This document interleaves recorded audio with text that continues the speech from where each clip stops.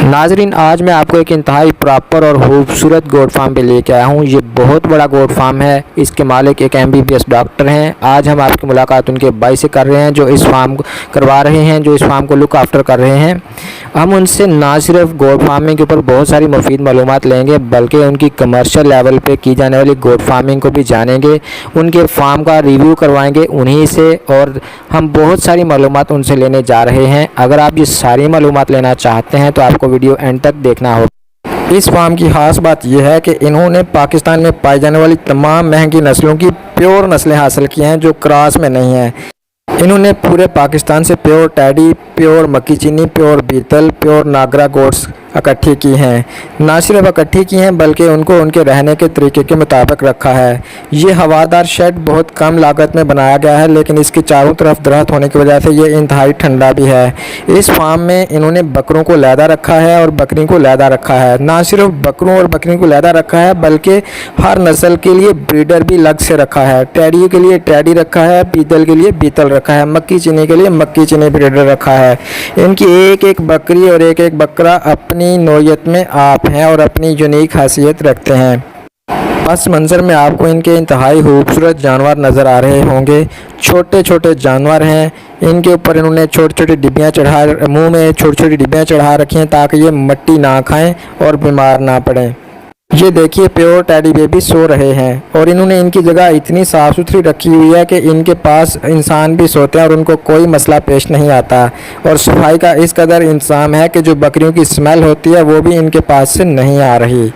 नाजरीन, इसके अलावा मैंने 2 दीगर प्रॉपर गोट फार्म पे वीडियोस पहले भी बना रखी हैं, उनके लिंक मैं ऊपर शेयर किए देता हूं इस जगह पे। तो नाजरीन, प्रॉपर इंटरव्यू स्टार्ट करने से पहले आपको याद करवाना चाहूँगा कि अगर आप हमारे चैनल पर नए हैं और अभी तक आपने हमारा चैनल सब्सक्राइब नहीं किया तो जल्दी से चैनल को सब्सक्राइब करके बेल आइकन दबाएँ ताकि हर नई आने वाली वीडियो की इतला आप तक बर वक्त पहुँच सके। तो चलें, प्रॉपर इंटरव्यू स्टार्ट करते हैं और पस मंज़र में आपको इनके मुख्तलिफ जानवरों का व्यू करवाते रहेंगे और इनके मालिक से इनके फार्म का रिव्यू भी करवाते हैं। तो चलें, वीडियो प्रॉपरली स्टार्ट करते हैं। अस्सलाम वालेकुम। वालेकुम अस्सलाम। अंकल कैसे हैं? अल्हम्दुलिल्लाह, आप सुनाएं कैसे हैं? ठीक अल्हम्दुलिल्लाह जी। अंकल, अपना और अपने गोट फार्म के इलाके का तारफ़ करवा दीजिए। जी, हमारा इलाका डिलम टाउन है। ठीक है। तहसील पसरूर, ज़िला सियालकोट में। ठीक है जी। अंकल अमजद, आपने ये गोट फार्मिंग का काम कब से शुरू किया हुआ है? तकरीबन 2 साल से ये ना। 2 साल से। जी। कौन कौन सी नस्ल की बकरियां आपने रखी हुई हैं? हमारे पास 2-3 नस्ल है। टैडी हैं, देसी हैं, दोगली हैं। ठीक है। और मक्खी चीनी भी, यानी काफ़ी सारी काफ़ी सारे रखी इकसाम। हैं। हाँ जी। इतनी ज़्यादा मिक्स्ड फार्म रखने की कोई खास वजह है? बस वजह तो यही है कि सारी होनी चाहिए। ठीक है। एक तो नहीं होनी चाहिए।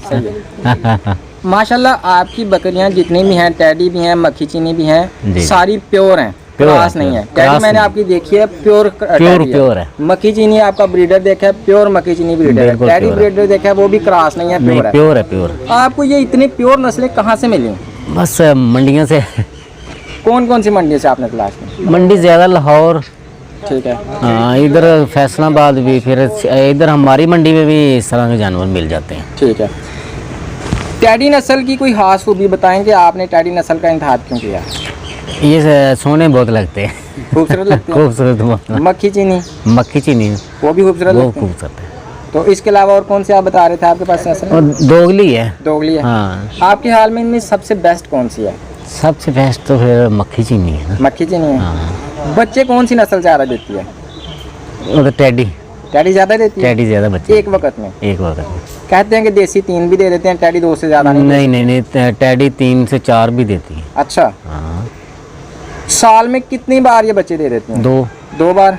हर किस्म या जो चीनी है वो ज़्यादा टाइम लेती है? नहीं, तकरीबन सारियाँ 2 बार देनी। 2 बार दे देती हैं। हाँ, 6 महीने बाद होनी है ना। छोटा बेबी है। हाँ। ये कितनी देर के बाद बच्चे देने के काबिल हो जाता है? तकरीबन ये 7-8 महीने का हो जाता है। 7-8 महीने का बच्चे देने के काबिल हो जाता है। यानी ये उसको जिसकी कहते हैं ब्रीडिंग इसकी हो जाती है, इंसेमिनेशन हो जाती है। ठीक है। जो एक औसतन पट है टैडी नस्ल की, वो कितने की मिल जाती है? ये तकरीबन 12 से 15 हज़ार के करीब है। मक्खी चीनी भी इतने की मिलती है या नहीं, वो बहुत महंगी है। कितनी की वो फ़र्क है? वो तकरीबन 5-6 हज़ार का फ़र्क है। 5-6 हज़ार का फ़र्क है। नहीं, अगर ये 12-13 हज़ार की आती है तो वो 18-19 हज़ार 18-19 हज़ार की ली है हमने। ठीक हो गया। बाज़ बकरियां दूसरे इलाकों से लेके आए तो एडजस्ट नहीं होती हैं दूसरे इलाके में आके, तो उसका क्या हाल आप तजवीज़ करते हैं? डॉक्टर से टीके लगवाने पड़ते हैं ना पहले, शुरू में ही? हाँ शुरू में आते ही। अभी एक दिन पहले मैं एक बुजुर्ग से मिला था तो वो कहता है कि एक बड़ा छोटा सा सिंपल सा टिप है कि अगर बाहर से आप कोई बकरी लेके आएँ तो आते ही उसको अपने इलाके का पानी ना पिलाएं, नहीं तो उसको पहले चारा दें, अपने इलाके का चारा दें, उसका पेट अच्छी तरह भरें, फिर उसको जब वो फूड लग जाएगी फिर आप उसको पानी पिलाएं तो फिर पानी लाग का मसला नहीं होगा। बिल्कुल इसी तरह। ठीक है, ज़बरदस्त। अच्छा अंकल ये बताइए कि फ़ी जानवर बकरियों को कितनी जगह दरकार होती है? तकरीबन ये 4 फुट 4 फुट एक बकरी को? 4-5 फुट बड़ी है। ठीक है। आपने कितनी बकरियां रखी हुई हैं? हमारे पास तो 60 हैं। 60 हैं। और उनका शेड कितने एरिया में बनाया गया है? शेड तो हमें 4 कनाल में बना दिया उनका, यानी ज़्यादा जगह आपने? हाँ खुली जगह है इस। और जिसमें कवर्ड एरिया वो कितनी जगह में? पूरा ही 4 कनाल। 4 कनाल वो भी कवर है सारा। अच्छा है, जबरदस्त। इसमें भी इसका मतलब है 4 कनाल में तो काफ़ी ज़्यादा बकरियां रखी जा सकती हैं। हाँ जी, जितनी मर्जी रखें। 50 बकरियों को संभालने के लिए कितनी लेबर दरकार होती है? 2 आदमी ठीक है। 2 आदमी 50 के ऊपर? ठीक है। आजकल इस इलाके में तनख्वाह का रेट क्या चल रहा है? हमारे इलाके में 12 से 15 से। ठीक है। आप 2 साल से काम कर रहे हैं बकरियों का, क्या आपने अभी तक इनमें से कोई सेल भी की है? नहीं, सेल नहीं की। सेल का आपने क्या प्रोग्राम रखा हुआ है कि कितने अरसे के बाद कौन सी चीज़ इनकी सेल करेंगे? इनकी ज़्यादा बकरे सेल करेंगे, बकरियां नहीं सेल करेंगे। बकरियां अपने पास ही रखेंगे? बकरियां अपने पास ही रखेंगे। तो बकरे आप आमतौर पे सेल करते रहेंगे या कुर्बानी के लिए स्पेशल? कुर्बानी के लिए स्पेशल तैयार करेंगे। यानी आपके जो बिजनेस का पॉइंट ऑफ व्यू ये है कि आप बकरियां इकट्ठी करेंगे और बकरे तैयार करके कुर्बानी पे सेल किया करेंगे। ठीक है। क्या आपने कोई इसका एस्टीमेट लगा रखा है कि कितना मुनाफा हो जाएगा आपको कितने अरसे के बाद? ये तो पता नहीं ना, अल्लाह को पता है क्या होना, बाकी हम तो मेहनत कर रहे हैं। ठीक, अल्लाह पाक आपके कारोबार में बरकत डाले। बकरियों की बीमारियों से हिफाजत के लिए कोई देसी टिप्स दें। देसी टिप्स फक्की शक्की बना के रखी नहीं। अच्छा। हाँ, 2-3 चीज़ों में इस्तेमाल करी ने ना ਉਹਦੇ ਚ। कौन सी? वो ज़्यादा जीरी ते काला नमक, फिर मूली का पानी हुंदा है, ठीक है। फिर दूसरा अदरक शदरक प्याज कुट के ना सारी मिक्स करके बनाया हुंदा है मिक्सचर रगड़ के? हाँ रगड़ के, यानी फक्की बनाई होती है? फक्की बनाई हुई। आपने खुद तैयार किया या नहीं? खुद ही इसी तैयार करने। कितनी मिकदार डालते हैं? बराबर दी रखी सारे। बराबर दी? हाँ जी, और बराबर। कितनी देर के बाद इस्तेमाल की जाती है? वो जी दूसरी प्याज वाली है तो अदरक शदरक ने दूसरा मिर्च सब्ज, हाँ जी, ये तो उस वक्त तैयार करनी चाहिए ठीक है। तो जी दूसरी ने सुक्की तैयार करके रखी ਹੁੰਦੀ ਉਹਦੇ ਨਾਲ ਮਿਕਸ ਕਰਕੇ ਥੋੜੀ ਬਹੁਤੀ ਦੇ ਦੇਈਦੀ ਹੈ ਨਾ। ठीक हो गया। ਹਾਂ। अच्छा अंकल ਤੁਸੀਂ ਇਹ ਦੱਸੋ ਕਿ ਤੁਸੀਂ ਆਪਣੇ ਜਾਨਵਰਾਂ ਦੀ ਰੋਜ਼ਾਨਾ ਦੀ ਰੂਟੀਨ ਕੀ ਰੱਖੀ ਹੈ? यानी चारा पानी वगैरह ਦਾ ਸਿਸਟਮ ਪੂਰੇ ਦਿਨ ਚ? ਪਾਣੀ ਦਾ ਸਾਡਾ ਸਿਸਟਮ ਵਿੱਚ ਖੁਰਲੀ ਬਣੀ ਹੈ ਨਾ। ठीक है। ਹਾਂਜੀ। ਚਾਰਾ ਜਿਹੜਾ ਨਾ ਸਵੇਰ ਅਸੀਂ ਉਹਨਾਂ ਨੂੰ ਵੰਡਾ ਦਿੰਨੇ ਆ। ठीक है। ਤੇ 2 ਟਾਈਮ ਬਾਹਰ। 2 ਟਾਈਮ ਬਾਹਰ? ਹਾਂ 4 ਘੰਟੇ। 8 ਘੰਟੇ? 8 ਘੰਟੇ। ਵੰਡੇ ਵਿੱਚ ਕੀ ਦਿੰਦੇ ਹੋ? ਵੰਡੇ ਵਿੱਚ ਜ਼ਿਆਦਾਤਰ ਕਰਾ, ਦਲੀਆ, ਸੂੜੀ, ਇਹ ਮਿਕਸ ਕਰਕੇ ਨਾ ਸਾਰੇ 2-3 ਚੀਜ਼ਾਂ। ਸਿਆਲ ਦੇ ਵਿੱਚ ਬਾਜਰਾ ਪਾ ਲਈਦਾ। ਸਹੀ ਹੈ। अच्छा ਇਹਨਾਂ ਦੀ ਰੋਜ਼ਾਨਾ ਦੀ ਫੀ ਜਾਨਵਰ ਖੁਰਾਕ ਤੇ ਕਿੰਨਾ ਖਰਚਾ ਆ ਜਾਂਦਾ ਵੰਡੇ ਦਾ ਔਰ ਚਰਾਈ ਦਾ? ਜ਼ਿਆਦਾ 15 ਤੋਂ 20 ਰੁਪਏ ਇੱਕ ਜਾਨਵਰ? ਹਾਂਜੀ।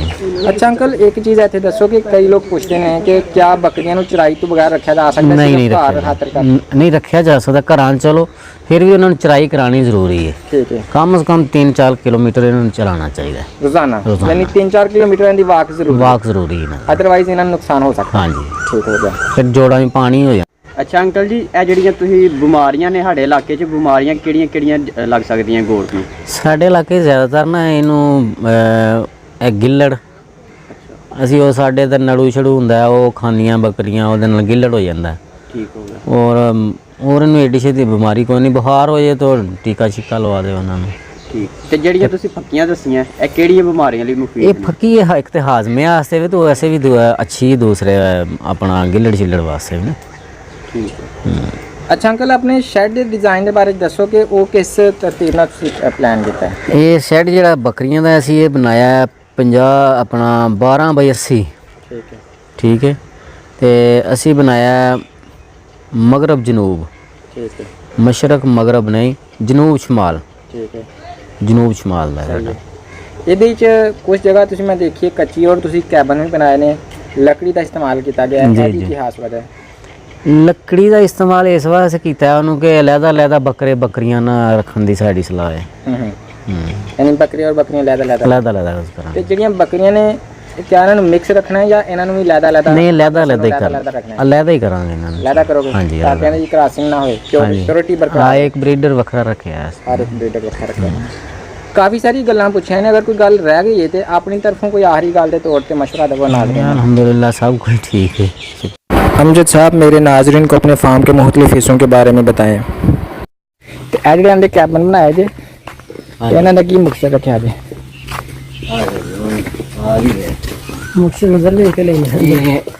ਐਵੇਂ ਵੰਡੇ ਵਾਸਤੇ ठीक है ਇੱਥੇ ਕੋਈ ਬੱਕਰੀ ਸੂ ਪੈਂਦੀ ठीक है ਉਹਨੂੰ ਇੱਧਰ ਵਾੜ ਦਿੰਦੇ ਨੇ। ठीक है ਇੱਧਰ ਕੋਈ ਬੱਕਰੇ ਨੇ जी जी ਉਹ ਬੱਕਰੇ ਇੱਥੇ ਰੱਖ ਦਿੰਦੇ ਨੇ। ठीक है ਬੱਕਰੀਆਂ ਨੇ ਤੇ ਪਰਲੇ ਖਾਣੇ ਦੋ। ठीक है वो बकरियां ना पर ला। ठीक है